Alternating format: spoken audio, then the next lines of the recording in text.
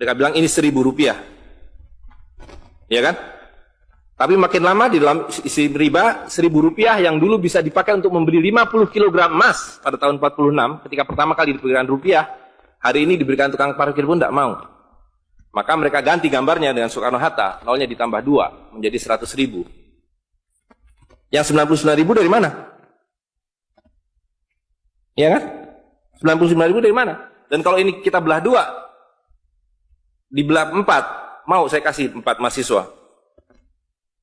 Kemana samannya tadi itu nilainya? Ya, ini seperti sihirnya Fir'aun yang menjadikan tali sebagai ular. Nah, orang Amerika bilang, pedagang Amerika, saya juga punya kertas sendiri, namanya greenback. Tapi kertas saya punya 10.000 kali lipat dari kertas saudara. Jadi kalau Bapak Ibu sekalian, adik-adik pergi ke Washington sana, ke New York, bawa uang 100.000. Belum tentu mahasiswa punya uang 100.000 kan? Harus bekerja 2 hari untuk mendapatkan uang 100.000. Pergi ke Washington, saya mau beli Coca-Cola 1 botol. Apa mereka bilang? Apa mereka bilang? Ini kertas funny. This is funny paper. Gak laku. Tapi siapapun datang ke Ternate dengan $100, you punya cengkeh, berikan pada saya. Saya mau beli, you punya Coca-Cola, tapi saya minta 1 truk. Apa yang kita lakukan? Kita berikan Coca-Cola 1 truk, karena mereka bilang, mereka bisa yakinkan kita, selembar kertas mereka 10.000 kali lipat dari lembar kertas kita. Dan mereka bilang, kita punya kertas tidak laku, mereka punya kertas laku di seluruh dunia. Betul nggak? Dengan cara itulah seluruh cengkeh Ternate habis. Pala Ternate habis. Seluruh kekayaan Ternate habis, hanya diganti dengan byte komputer. Dengan cara itulah kemiskinan dan pemiskinan dilakukan oleh para bankir. Jadi banking is crime and bankers are the criminal. Dengan sihir ini. Ya. Nah, dan ini baru satu fase. Saya minta satu tahap lagi untuk menjelaskan dengan uang kertas yang sudah merupakan kezoliman ini, ya, itu menjadi berlipat ganda zolimnya melalui banking system, di mana ini digelembungkan. Kalau tidak ada bank, kalau saya punya uang 100.000 dipinjam oleh Ustadz Nur, maka uang saya habis. Saya akan memiliki kembali kalau dikembalikan. Tapi dengan banking system, kalau uang ini saya hutangkan, dia beranak pinak 20 kali lipat. Uang 100 miliar kalau ditaruh di bank, maka bank detik itu mencatatkan dalam bukunya punya uang 100 miliar. Betul nggak? Dan itu dilegalisir oleh pemerintah, bahwa you boleh mengakui itu sebagai milikmu. Dan bagi bank, uang titipan ini liability, maka dia harus sewakan, dia harus pinjamkan dengan bunga kepada orang yang mau beli rumah tidak bisa beli rumah, mau beli mobil tidak bisa beli mobil. Jangan khawatir, saya beri kredit, tapi harus tahan 10% untuk cadangan, ya kan? Dan semua orang dibikin miskin. Misi pokok bank adalah membuat semua orang miskin, supaya tidak mampu membeli apapun kecuali berhutang melalui bank. Maka ketika 100 miliar ini diterima bank, maka dia bisa mengutar itu 20 kali dengan bunga katakanlah 10%. Maka dia akan mendapatkan dari bunganya saja 180 miliar. Jadi kalau bank bilang saya ngasih bunga hanya 10%, dia akan dapatkan 200%. Dan dari pokoknya yang dia putar itu, maka dia akan dapatkan 20 kali 90 miliar. Coba lihat, maka terciptalah uang 1,9 triliun, hampir 2.000 triliun. Padahal uangnya berapa tadi? 200 miliar. Yang 1,8 triliun dari mana? Angin, sihir. Tidak ada. Itu sebabnya setiap bank dijaga oleh satpam, supaya mengesankan bahwa di bank ada uang. Tidak ada uang di bank. Itu kenapa setiap pegawai bank pakai jas, pakai dasi, supaya orang yakin bahwa uangnya dijaga dengan baik, karena di situ tidak ada uang. Dan itu sepenuhnya pengelabuan. Jadi bank itu adalah arisan berantai. Kalau kita datang mengambil uang, tapi orang bisa bilang, tapi kalau saya ngambil uang di bank kok ada? Uang siapa yang diberikan? Uang Anda sudah nggak ada. Jadi orang percaya bahwa bank adalah tempat yang paling aman menyimpan uang. Bank adalah tempat paling tidak aman menyimpan uang. Belum Anda keluar dari pintu bank, uang Anda sudah nggak ada. Membuktikannya gampang. Datang pada hari yang sama, minta saya mau ambil uang saya hari ini. Potong telinga saya kalau Anda dapat uang, kecuali 10% dari nasabah. Bisa dipahami? Ya. Uangnya tidak ada. Itu. Nah, tapi yang perlu dipahami adalah akibatnya. Kalau kita tadi punya uang 100.000, di sini ada satu handphone, maka berapa harga handphone ini? Ceteris paribus kata ekonom. Maka harga handphone ini ada 100.000, ya kan? Tapi ketika ini digelembungkan menjadi 2 juta, sementara sumber daya alamnya tetap, berapa harga handphone ini? Menjadi 2 juta. Dan itu mereka bilang inflasi. Jadi inflasi adalah kebohongan. Lihat ya, dulu ketika Republik Indonesia didirikan, uang yang pertama dicetak adalah 1 sen, paling besar 100 rupiah, 600 rupiah. Uang 1000 pernah didesain tapi tidak dicetak karena terlalu besar. Karena dengan 1000 Anda sudah dapat beli emas setengah kilo. Pada waktu itu 1 gram emas hanya 2 rupiah. Dan mereka berjanji, jangan khawatir, setiap rupiah saya jamin dengan 1,5 gram emas.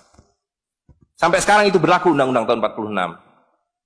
Nah tapi lihat, karena uang kertas itu sihir, dicetak makin banyak, nilainya merosot. Bebeknya mah tetap, cengkehnya tetap, palanya tetap, tapi nilai uang yang merosot. Maka mulai tahun 52, ini pertama kali by the way, ini Bank Indonesia baru muncul tahun 52. Bank Sentral Republik Indonesia itu bukan Bank Indonesia, dulu namanya BNI 46. Tapi Belanda tidak mau. You mau merdeka, you mesti nurut saya. Hentikan BNI 46, ganti dengan bank saya, The Jeffers Bank, menjadi Bank Indonesia. Dan hentikan uang Republik Indonesia, ganti dengan uang saya, Guilders, yang kemudian berubah menjadi uang Bank Indonesia. Oke? Nah, begitu muncul tahun 52, rupiah sudah mulai tidak laku. Dibikinlah uang 1.000 rupiah. Ringkas cerita, tahun 57, uang 1.000 sudah mulai tidak laku. Dibuatlah 2.500 rupiah. Dibuatlah uang 5.000, pertama kali muncul 64, uang 10.000 rupiah. Pak Karno bilang kita sudah terlalu miskin. Maka uang 1.000 digunduli menjadi 1 rupiah yang disebut centering. Tapi tidak lama kemudian muncul lagi. Karena uang kertas adalah penipuan. Worthless. No value. Ringkas cerita, Pak Harto dibilang berhasil dalam pembangunan, dia bikin uang 50.000 rupiah. Dengan gambar Pak Harto dan kapal terbangnya. Tapi inilah ilusi yang lain. Inilah sihir yang lain. Semakin besar uang Anda bukan semakin kaya. Semakin uang besar Anda berarti semakin miskin. Bisa diikuti? Maka ketika terjadi krismon, rupiah makin tidak laku, harus dibikin uang 100.000. Dan sekarang uang 100.000 sudah mulai tidak laku. Ibu-ibu sudah komplain kalau pergi ke pasar dengan 100.000. Betul nggak, Bu? Sudah tidak bisa beli apa-apa ini. Maka mereka, 2 pilihannya. Pilihan pertama adalah mereka akan mencetak uang 200.000, 500.000. Tapi tidak mungkin. Komputer sudah nggak bisa menghitung. Kalkulator nggak bisa menghitung. Hang. Terlalu banyak nolnya. Pilihan kedua adalah digunduli nolnya, redenominasi. Jadi redenominasi itu bukan untuk mengatasi inflasi, tapi untuk menutupi inflasi. Jadi itu adalah pengelabuan di atas pengelabuan, di atas pengelabuan, di atas pengelabuan. Gitu.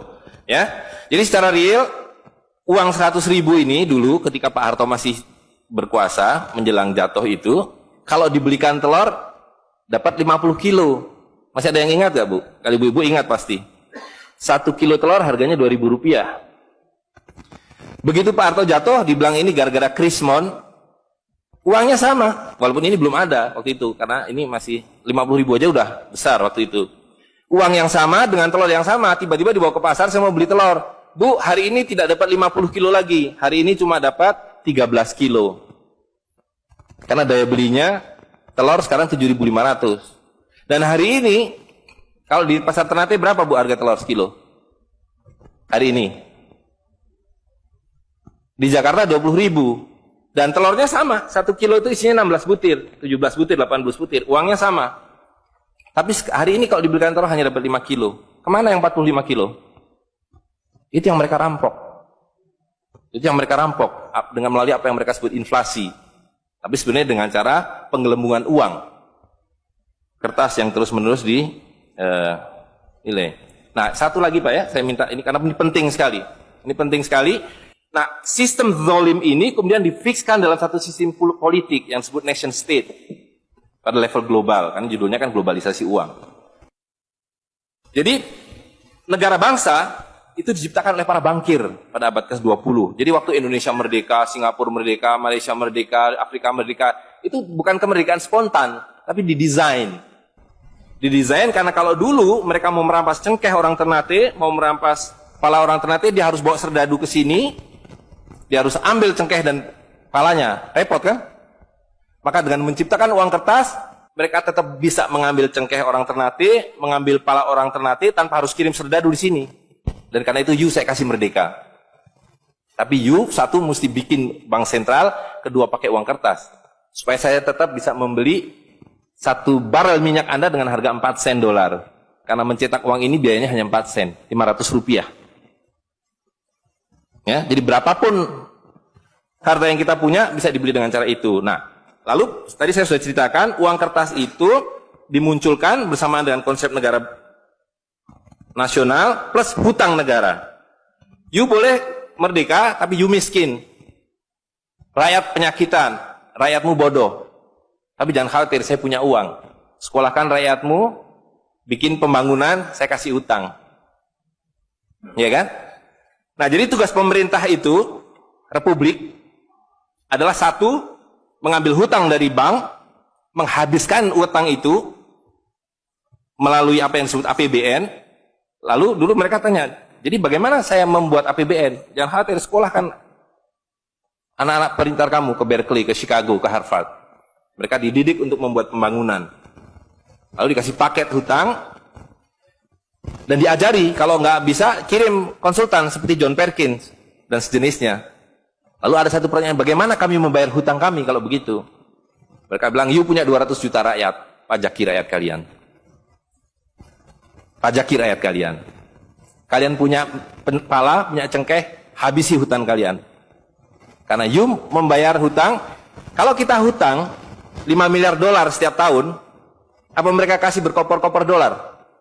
Apa yang mereka kasih ke kita? Mereka hanya mengetik di komputer, 5 miliar dolar, ting, masuk ke Bank Indonesia. Nanti Bank Indonesia tinggal kirim ting ke Bappenas. Bappenas ting ke departemen-departemen itu.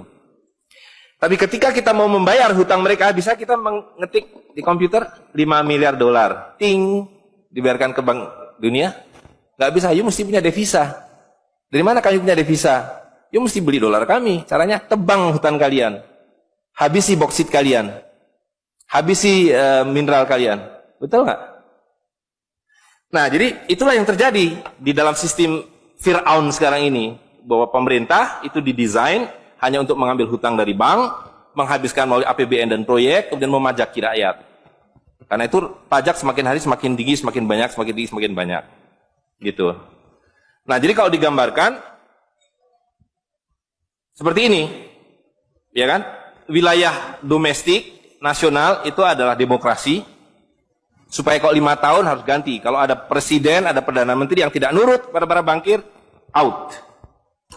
Tapi para bankir tidak pernah berganti. Mereka turun-temurun, perusahaan swasta, anak beranak pinak. Ini kira-kira hanya 400 keluarga di dunia ini yang menguasai seluruh sistem keuangan dan politik. Jadi kita ini sekarang utangnya tiba-tiba sudah 2.100 triliun. Padahal tahun waktu Pak Harto jatuh itu utangnya hanya berapa? 50 miliar dolar, 500 triliun. Sekarang sudah 2.000 triliun. Dan begitu kurs dolar berubah, utang kita nambah. Gitu. Dan BI tidak pernah memenuhi janjinya. Karena tugas pokok BI adalah menjaga stabilitas kurs. Tidak pernah bisa. Dan tidak akan pernah bisa. Apapun yang dilakukan, karena memang tidak ada nilainya.